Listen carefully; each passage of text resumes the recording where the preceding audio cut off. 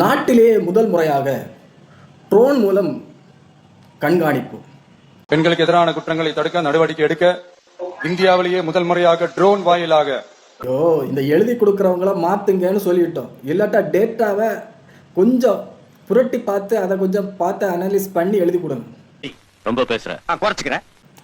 அதுலேயும் முக்கியமாக இந்த சைலேந்திர பாபுன்னு சொல்லிட்டு முன்னாள் டிஜிபி ஒருத்தர் இருக்காரு.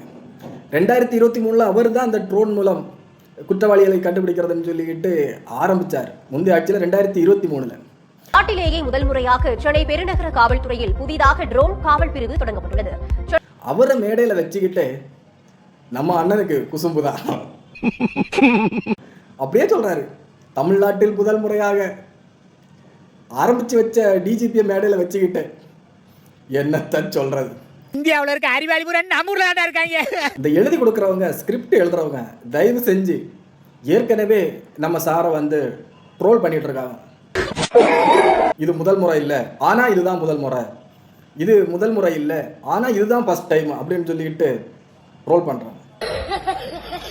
ப்ளீஸ் ஸ்கிரிப்ட் எழுதுறவங்களை கொஞ்சம் டேட்டாவை அனாலிஸ் பண்ணிட்டு எழுதுங்க. அதுவும் சைலேந்திர பாபு ஐயாவை மேடையில் வச்சுக்கிட்டு நாங்க தான் முதல்லன்னு சொன்னீங்க பாருங்க.